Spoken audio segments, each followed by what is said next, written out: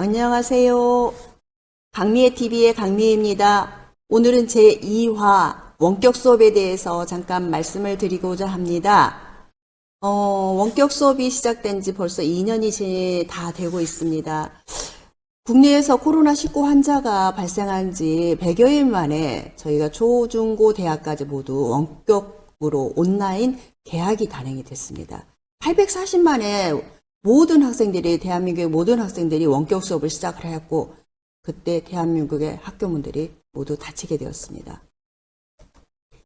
얼마 전 2021년 10월 9일에 발표된 원격 수업의 현황을 보니까, 지난해 그렇게 원격 수업으로 시작을 했던 코로나19의 시작이 올 한 해에는 99.3%가 등교 수업을 하고 그냥 0.4% 아주 미미한 숫자만 학교 현황이나 그 지역의 상황에 따라서 원격 수업을 진행을 하고 있습니다. 이 원격 수업의 현황을 코로나가 19가 1년이 지난 뒤에 유네스코라든지 경제개발협력기구, 유니세프, 세계은행에서 조사한 결과를 보면 이 30개국을 대상으로 조사를 했는데요. 학교의 평균 전면 폐쇄일수가 초등학교가 54일, 중학교가 63일, 고등학교가 67일이었습니다. 학년이 올라갈수록 조금 더 전면 폐쇄일수가 좀 더 많았는데 한국 같은 경우는 평균 59일이었습니다. 한국은 학교 수업일수가 190일입니다. 190일이니까 59일이면 한 약 4분의 1 정도를 2020년도에 코로나19로 인해서 학교가 전면 폐쇄되었던 상황이었습니다.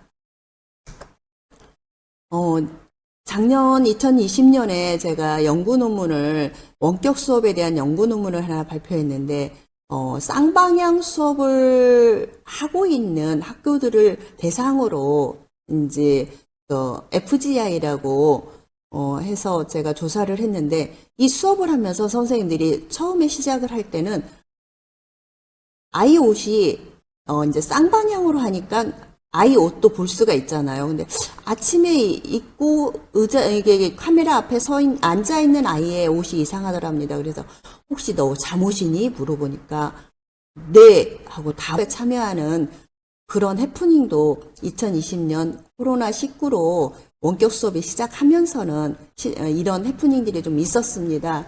근데 이런 해프닝뿐만 아니라 처음에 원격 수업을 시작하니까 선생님들의 아우성이 좀 대단했었죠. 플랫폼이 좀 단순했었고 수업 자료를 제작하거나 이런 과정도 힘들었었고 정보화 기기가 업그레이드도 되어 있지 않고 또 정보화 기기에 대한 정보들도 상당히 미진했던 그런 시기였습니다. 그래서 이 쌍방향 수업을 진행하는데 선생님들이 굉장히 힘들어했던 하소연을 많이 했던 2020년이 아니었나 생각을 합니다. 그 다음에 또 하나는 선생님들이 불편하게 생각했던 부분 중에 줌으로 수업을 쌍방향으로 하다 보니까 선생님들이 수업하는 광경을 학부모님들이 매일 보고 계시는 거죠. 그에 따라서 선생님들은 매일매일 수업 공개를 하는 것 같아서 불편하다라는 그런 말씀도 했던 기억들이 있습니다.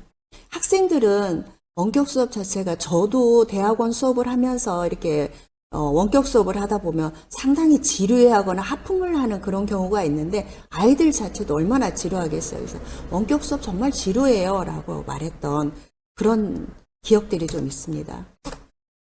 그런데 이제 원격 수업을 하면서 선생님들이 그럼 어떤 것이 가장 머릿속에 남냐 그랬더니 아이들한테 자기주도적 학습 능력을 좀 길러줘야겠다라는 그런 이야기들이 좀 많았습니다. 혼자서 공부할 수 있는 능력이 좀 길러져야 된다는 그런 부분이 좀 있었습니다. 그 다음에 교사주도 수업에서 학생주도 수업으로 자꾸 학생을 바라보는 수업으로서 눈이 교사의 시각에서 학생의 시각을 바라보는 학생들을 자꾸 끌어들여서 참여시키는 수업을 해야 하는 그래야만이 아이들이 지루해하지 않는 수업을 진행을 할 수 있는 과정으로 변하면서 교사들의 유연성하고 그다음에 이게 전문성이 조금 더 신장이 되었다고 선생님들이 전문적으로 이 신장이 된 것 같다는 생각을 많이 하고 있었습니다. 단지 선생님들이 매일매일 수업 공개하는 듯한 느낌과 자기의 어떤 그 정보가 침해되는 듯한 느낌 때문에 교사들이 권리 보장 정책이 있었으면 좋겠다라는 요구가 있었고요. 그다음에 정보로 인한 원격 수업을 해야 되는데 그에 따른 인프라가 서버라든지 플랫폼에 좀 미진한 부분이 있으니까 인프라 구축이 좀 필요하다라는 요구가 있었습니다. 예, 2021년에 드디어 교육활동 침해 행위 및 조치 기준에 관한 고시가 개정이 됐습니다. 그래서 교육활동을 무단으로 촬영하거나 녹음을 못하게 되어 있고요. 그 다음에 원격 수업 초상권 침해 및 그 다음에 명예훼손 등의 많은 부분이 포함이 되면서 사이버 교권 침해를 예방하고 교육활동에 전념할 수 있게 되는 이런 기대를 가질 수 있는 저희 선생님들을 보호할 수 있는 교육활동 침해 행위 및 조치 기준에 관한 고시가 개정이 됐습니다. 이런 여러 가지 사안 중에 가장 큰 것이 저희가 정보 인프라가 부족하다고 했는데 경기도에서는 에듀테크 소프트랩이라는 이 하나의 기구죠. 이것을 개소를 했습니다. 즉 요즘 저희 같은 경우는 뭐 정보화 기술관 이런 정도로 말씀을 드릴 수가 있겠습니다.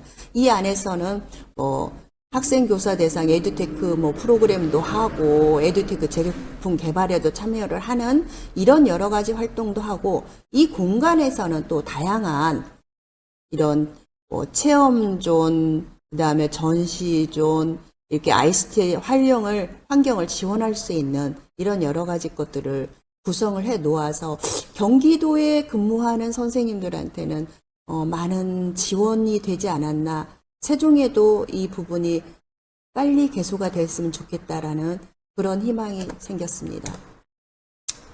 그 와중에서도 원격 수업에서 위드 코로나 길을 찾다 해가지고 원격 수업을 하면서 관계 쌓기 게임이나 과제 학습, 퀴즈 수업들 가지고 학생들이 참여형 수업을 진행을 하면서 인도 학생들과 국제 문화교류 프로젝트를 하는 원격 수업을 하면서 좀 더 발전된 위드 코로나로 갈 수 있는 그런 길을 모색해 본 그런 사례들도 있었습니다. 그런데 참 애타는 일이죠. 등교 수업을 확대하자마자 학교 폭력이 62.6%가 늘었다고 합니다. 2017년에 비해서 2021년을 보면 그보다 수치가 낮지만 2020년에 학생들이 나오지 않았던 이런 부분에 비하면 2021년에는 정말 60% 이상이 이런 학교폭력 신고가 늘었는데요. 신체적 폭력이 정서적 폭력보다 더 많은 거. 그 다음에 카카오톡, 요즘 학생들이 모두 카카오톡을 사용을 하고 있죠.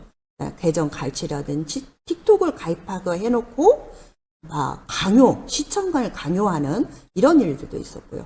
카카오톡에 초대를 해놓고 채팅방을 나가면 다시 초대하고, 나가면 다시 초대하고. 이런 현재 등교 수업을 확대하면서 이런 문제도 발생을 합니다. 어느 날 운동장에서 아이들이 교장 선생님하고 아예 부르는 거예요. 그래서 못 들은 척하고 있다가 이렇게 보니까 철봉에서 저렇게 앉아있다가 제가 오기를 기다리는 거예요. 그래서 제가 봤더니 저희 봐보세요 하면서 철봉을 순서대로 저렇게 넘고 있었습니다.